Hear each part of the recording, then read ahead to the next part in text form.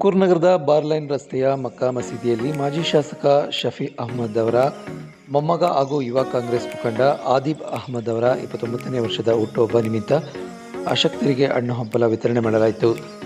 ಶುಕ್ರವಾರ ಮಧ್ಯಾಹ್ನ 2:30 ಸಮಯದಲ್ಲಿ ಮಸೀದಿಯಲ್ಲಿ ನಮಾಜ್ ಬಳಿಕ ಈ ಕಾರ್ಯಕ್ರಮ ಆಯೋಜನೆ ಮಾಡಲಾಯಿತು. ಈ ವೇಳೆ ಆದಿಬ್ ಅಹ್ಮದ್ ಅವರ ಹುಟ್ಟುಹಬ್ಬಕ್ಕೆ ಮಾಜಿ ಶಾಸಕ ಶಫಿ ಅಹ್ಮದ್ ಅವರು ಸೇರಿದಂತೆ ಅನೇಕ ಬೆಂಬಲಿಗರು ಶುಭ ಕೋರಿದರು.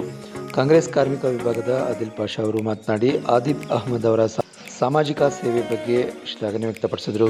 ಈ ವೇಳೆ ಮುಖಂಡರಾದ ಸೈಯದ್ ಜಾಕೀರ್, ಸೈಯದ್ ಅಹಮದ್, ಅಶು ಸೈಯದ್, ಇಮ್ರಾನ್, ರಕ್ಯೂ ಪಾಷಾ ಸೇರಿದಂತೆ ಹಲವರು ಉಪಸ್ಥಿತರಿದ್ದರು. ಹಲೋ, ನಮಸ್ತೆ. ನಮ್ಮ ತುಮಕೂರಿನ ಜನಪ್ರಿಯ ನಾಯಕರಾದ ಶಫಿ ಅಹ್ಮದ್ ಅವರ ಮೊಮ್ಮಗನಾದ ಆದಿಬ್ ಅಹ್ಮದ್ ಅವರ ಹುಟ್ಟುಹಬ್ಬದ ಪ್ರಯುಕ್ತ ಇವತ್ತು ನಮ್ಮ ಬಾರ್ಲಿನ್ ಮಕ್ಕಾ ಮಸೀದಿಯಲ್ಲಿ ಹಣ್ಣು ಹಂಪರ ಮತ್ತು ಬಡವರಿಗೆ ಊಟ ಹಂಚಲಾಯಿತು. ಆದಿಬ್ ಅಹ್ಮದ್ ಅವರಿಗೆ ಮುಂದೆ ಕಾಂಗ್ರೆಸ್ ಪಕ್ಷದಲ್ಲಿ ಉತ್ತಮವಾದ ಸ್ಥಾನ ಕೊಡಬೇಕೆಂದು ನಾವು ಇಲ್ಲಿ ದೇವರಲ್ಲಿ ಪ್ರಾರ್ಥನೆ ಮಾಡ್ಕೊಂಡಿದ್ದೀವಿ.